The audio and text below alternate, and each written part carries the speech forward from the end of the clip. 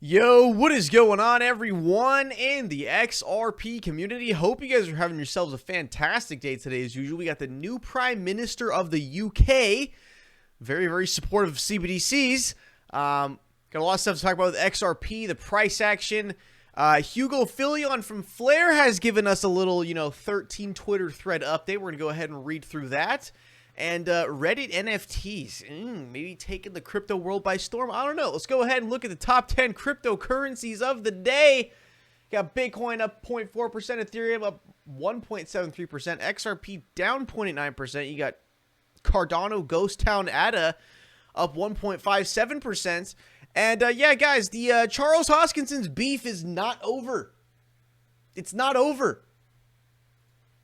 Give this a watch right here, okay? Really quick. Watch this. Watch this. I kind of was a little disappointed with David Schwartz and others saying a lot could be said, and well, I'm just going to say it makes me sad. How about you grow a fucking pair of balls and tell your community not to be conspiratorial? All right, listen, you wall-eyed prick. Fucking Cardano's a ghost town, number one. Number two, you called Ripple and XRP replacing the SWIFT system a fantasy when it was designed 10 years ago to do specifically that and is rolling out in 23 plus countries to do exactly that. No, tell your community to be so conspiratorial. Dude, you fucking realize like the whole goddamn cryptocurrency community, including you, is attacking us, releasing FUD constantly because we are a threat to the top two biggest cryptocurrencies. XRP can essentially do exactly what Bitcoin and Ethereum can do, but much faster, much better, much cheaper, and there's no miners involved. No cartels to flip a huge profit on having a bunch of fucking motherboards in a warehouse, okay? Charles Hoskinson, great pair fucking bun that be so conspiratorial. Dude, the XRP community, the XRP token, is designed to do something of great magnitudes that your peanut brain cannot understand. And then the funniest part of it all is that Charles Hoskinson's claiming that he's been like an XRP supporter from day one. No, you haven't. Now you're telling David Schwartz to grow a pair of fucking balls? Huh? Yeah, a little ghost town cryptocurrency that nobody's using. A little Ethereum killer. No one's using it. Yeah, that's exactly what I thought. All right, check this out here, guys. Is David Schwartz trying to tell us something without saying it? He, quote, feels more positive about Ripple's prospects and those in the entire crypto space now that I have in the last 6 years. Or no, now than I have in the last, no, now, English, Jesus. Now than I have in at least 6 years. 6 years ago, 2016, XRP was 1 penny, then quickly soared 228x to its high in 2017. And $3.84 on January 4th, 2018. Guys, XRP on the weekly chart looking pretty good here. The sellers are not doing that great of a job. They're not doing as much work as they would like to be after XRP sellers have taken control here over on the weekly chart. If you want to get some more perspective, look at the monthly chart here from Bitstamp. Guys, check this out. The buyers have assumed control here. If we are looking at XRP in monthly intervals, the buyers have clearly assumed control here, right? Right there. They've assumed control over previous resistance levels, okay? Old all-time high, old 30-cent, resistance levels that were stopping pumps. That level has been flipped. You have a big bullish engulfing on the monthly chart. And I'm telling you, we're going to end up skyrocketing and filling the gaps all the way up to like $1.20, 80 cents a coin. I'm saying like 80 cents to $1.20 a coin. We got the gaps to fill up. And with XRP, it's clearly time to move to the upside. The weekly chart, monthly chart, daily chart, everything is saying we're going to be moving to the upside. Okay, if you want even a little more perspective, got something for you guys here on the daily chart that I showed on stream yesterday. Just saying. Looking like a little triple bottom on the daily, and looks like that typical just mid-pump activity where it shows signs of indecision that keeps it moving further along to 75 to 85 cents a coin. Guys, we're going to be seeing dollar per XRP very, very soon. Got no doubt in my mind. All right. Quick little one. Watcher Guru, fun fact, 95% of employees at Ripple say it's a great place to work. Who are the other 5%? I know Ripple in San Francisco at headquarters, I know they're paying a damn good salary. So what are the other 5% complaining about? I swear, I've seen interviews where people get hired to work for Ripple that had no clue what XRP was before they worked for it. So I don't want to hear any complaining, okay? All right, next one. Let's get into the Hugo Filion 13 tweet thread about Flair token. I know a lot of us are pissed off. I'm honestly, I was a little pissed off. Not going to lie. The last video I came out with, I was pretty pissed off about FLR. I'm not going to lie. But, it's been too many delays. I'm just saying it's been too many delays. I understand it. Started coming up with some conspiracy theories that if, like, maybe Flair Networks dumped Songbird to fund their project. I don't know. I was a little heated that day. I will admit, I was a little heated that day. Maybe got ahead of myself there. But Hugo Filion has came out with a 13 tweet thread explanation as to what's going on. Because Hugo Filion said, goddamn computer ran out of disk space. Okay, let's just go ahead. Let's get into the thread here. Hugo Filion says, I understand that people are frustrated about the delay in distribution. I am equally, if not more, frustrated. There are so many useful things that myself and the team could be doing other than liaising with exchanges at this point. We have been working to coordinate the distribution with exchanges since late May. There are two things that you need to know. There is a high variability in how exchanges operate with respect to projects. Some exchanges provide a streamlined and information-rich process to enable projects to understand the variables that matter to that exchange. Others do broadly the opposite. This makes it hard for a team and a project to plan around that. A distribution of this breadth and magnitude doesn't fit the standard way that exchanges operate. Exchanges are used to operating on their own timetable, and we are asking them to work with us in a coordinated manner to the benefit of the community. Naturally, exchanges don't have the same sense of urgency around things as we do. Okay, makes sense. When we announced that we would launch October 24th, November 6th, it was caveated that it was subject to exchange discussions. Yeah, but it's like, honestly, in my opinion, you shouldn't have like just put even the date in the first place. Because you're throwing out this big like October 24th, November 6th. We got people going like me going like, okay, well, it's launching soon. But then it was like, oh, it was ready to be launched, but like subject to the exchanges though. It's like, then why even put out the date then? You know what I mean? Okay, understandable, I guess. Currently excluding Japanese exchanges, which have their own process. 70% of the tokens going to exchange will be distributed shortly after TDE. Getting final confirmations from just 3 more exchanges will take this figure to over 94%. I made the decision to push back the distribution for 2 reasons.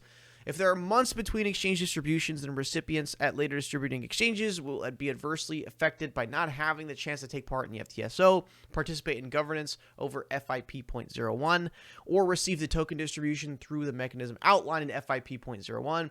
If it goes ahead, then the much bigger reason, although unlikely, as all exchanges have shown willing, there is a possibility that an exchange doesn't distribute for a long time or at all. That's the problem we saw with Songbird, right? It needs to be strongly noted, while the tokens have not been distributed, Flair working together with the community have leverage. After token distribution, this leverage disappears completely. Lastly, although I can certainly appreciate that it may not look like it from the outside, the team has done a tireless job and have been successful so far in getting to that 70% that will be distributed swiftly after the token distribution event. When and if social pressure needs to be applied, please work with us to get the rest of the way there so that Flair can launch well and the community can get the tokens they deserve.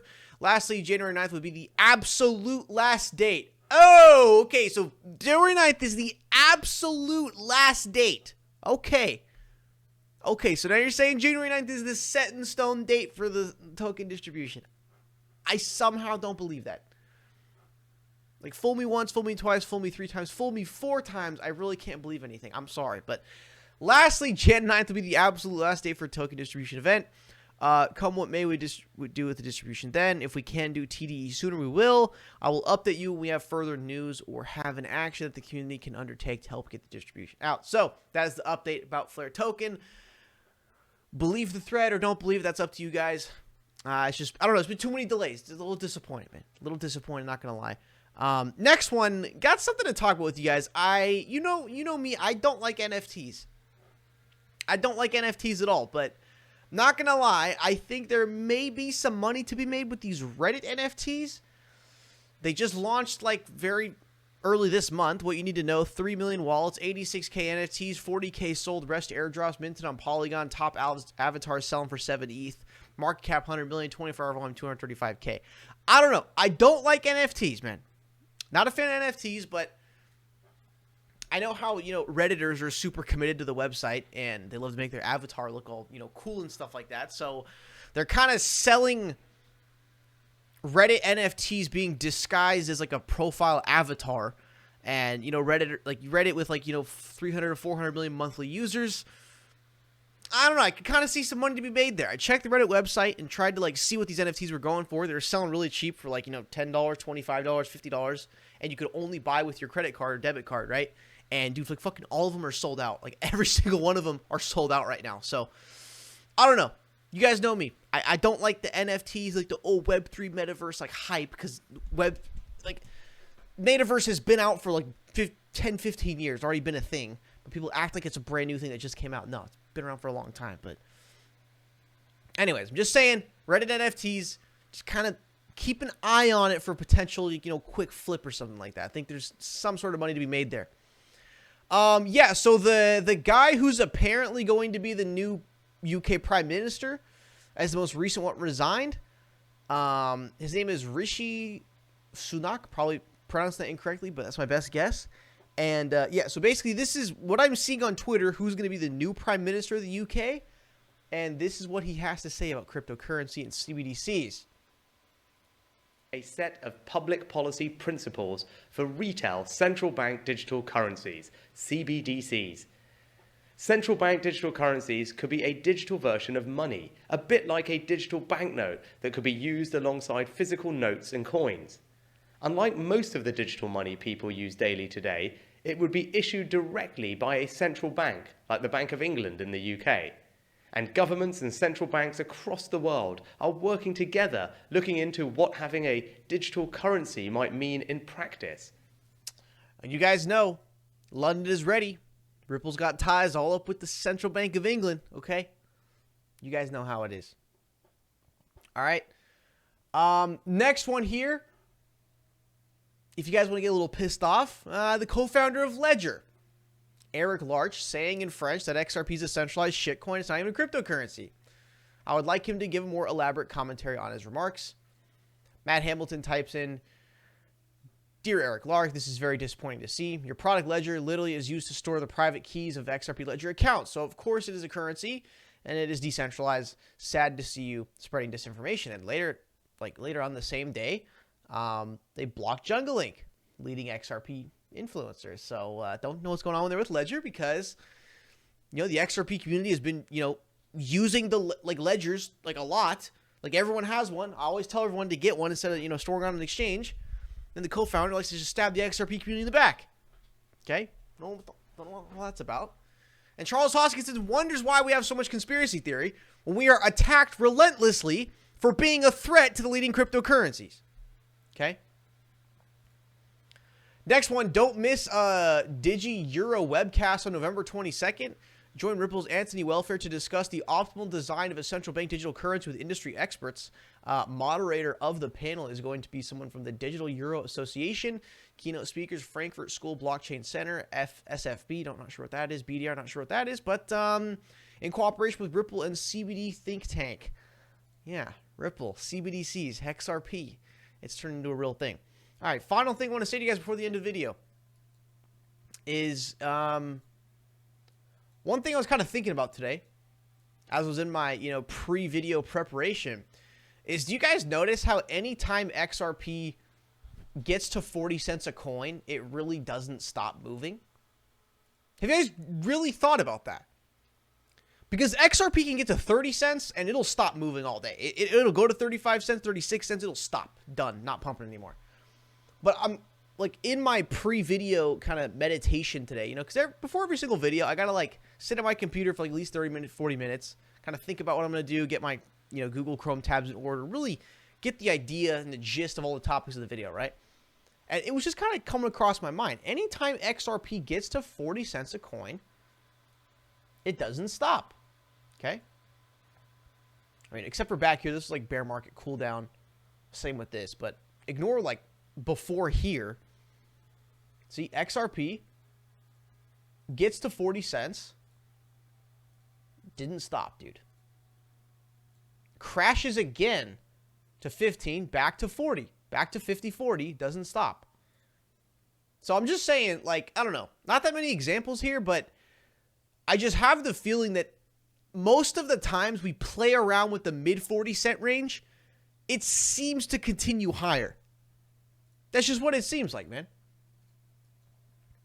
Main examples being this. It's like, look, 25, okay, then reached mid 40, didn't stop. Went to 76. SEC screwed us over, crashed down to 16 cents. I'm crying on my stairs. Goes from that, back to mid 40, again to 75. Back to mid 40, and then launched to $2. So it's really kind of seeming like anytime XRP plays around in the mid 40-cent range, it doesn't really stop moving.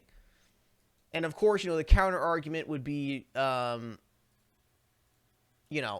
like this pump and this pump. But that was kind of, this is understandable because this is like bear market cool down, man. Those were just relief rallies. But except for these, anytime it gets to mid 40 cents, it keeps carrying on. So, all right, guys. Thank you for tuning in the video today. We would appreciate it. Make sure you smash like, subscribe, check links in the description, support the channel. I'll see you guys in the next one.